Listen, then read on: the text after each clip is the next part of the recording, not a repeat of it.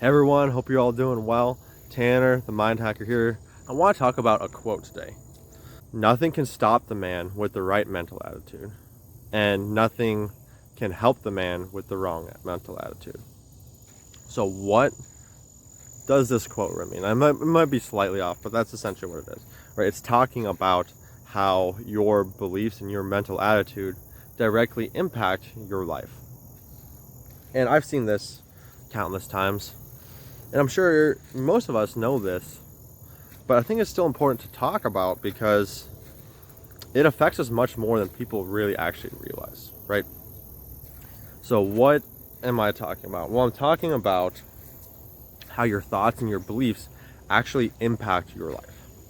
They impact all aspects, your relationships, your financials. They impact your health. They really impact just all aspects, right?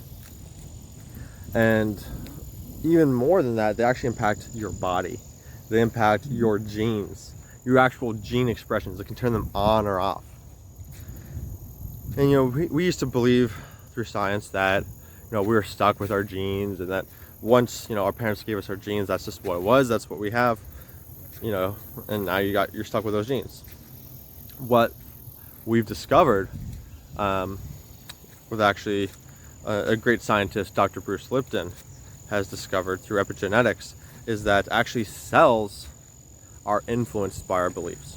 Our thoughts and our beliefs actually have an impact at a cellular level. That is extremely important to note, right? So what kind of impacts could this really have on you, right? Like, there's no way this could be that serious. Could it? Well, yeah, actually it can.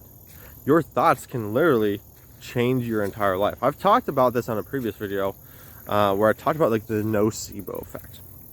And this one's a little bit of an extreme example, but we'll talk about a couple different examples.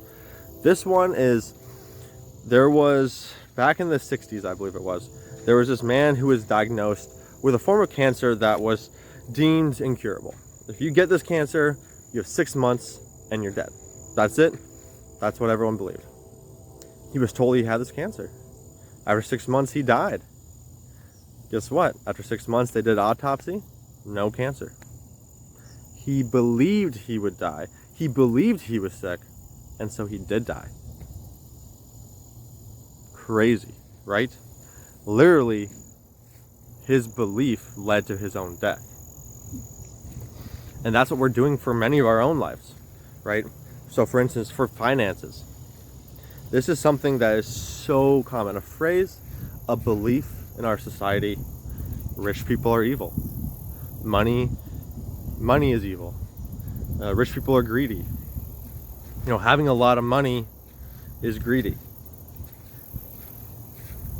We have these beliefs that if you have a lot of money, if you are rich, if you are wealthy, that you're evil, that there's something wrong with you, that you're going to take advantage of other people.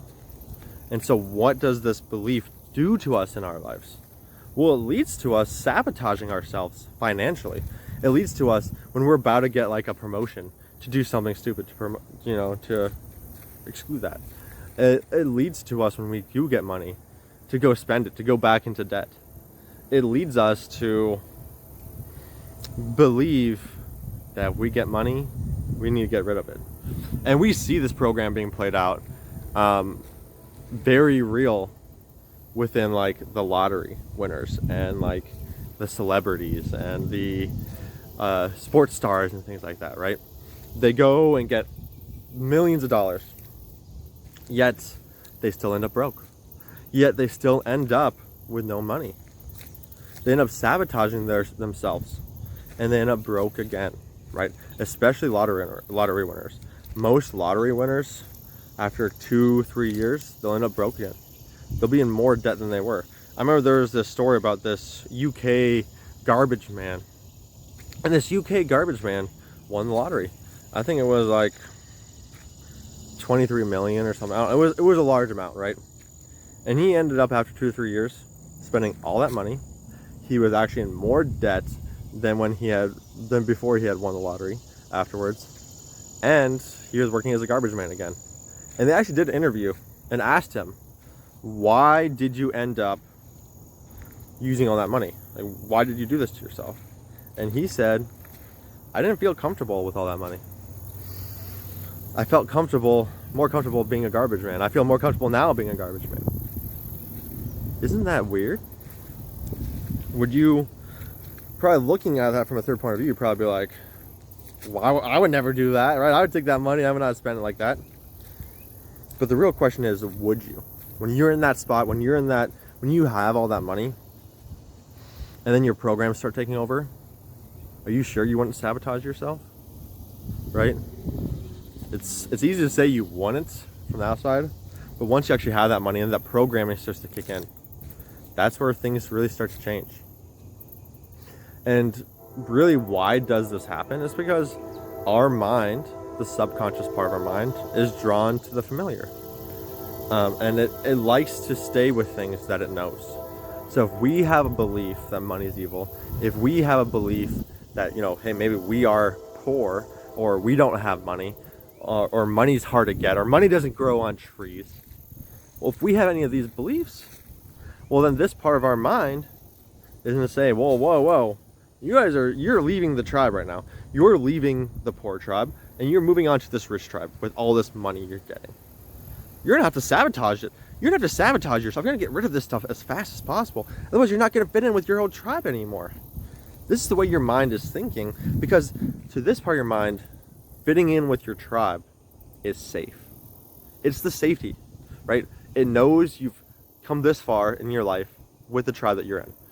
Doesn't necessarily mean that you're healthy, doesn't necessarily mean you're happy, doesn't necessarily mean any of those things. It just means you're alive and that you are safe, right? This part of your mind is illogical. It's the primal, it's the primal part of your mind, right? So this part of your mind is not a logical thinking part of your mind. It's really just like a supercomputer collecting information. 11 million pieces of information per second to try to determine what's the safest thing to do. And so I go into all this about the mind because this is the part of your mind that holds those beliefs that we talked about.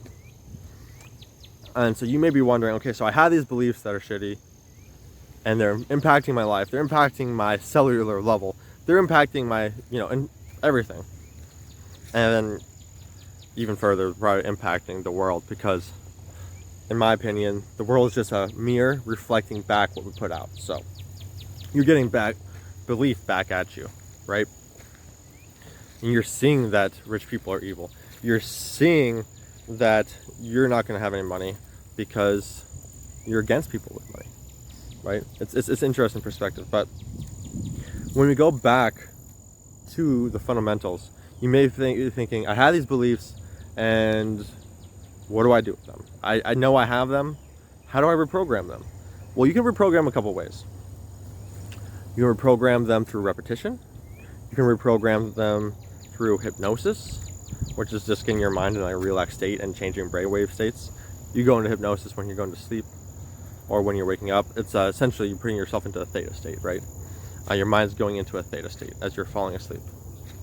It passes through into it, and it's a hypnosis. So you can make some affirmations, and you can record those, and you can listen to those on repeat as you're falling asleep or as you're waking up, and that can be a way to reprogram yourself. There's lots of ways to reprogram yourself. Easiest, ways you can start right now: repeat, make some affirmations, start listening to those, and when you notice some beliefs come up, start to think about them and think about, are they actually logical? Or is it just something that you were told, a story you were told from someone else that makes no sense now that you actually think about it logically? And once you deem that it's illogical, it's gone. Unless there's another belief that's holding on to that belief. So something to think about is just how impactful your thoughts and your beliefs are. Remember, it actually changes your whole cellular biology. If you guys like this content, make sure you guys give it a like. Give me a comment, let me know what you guys think about this, and I hope you all have a good rest of your day.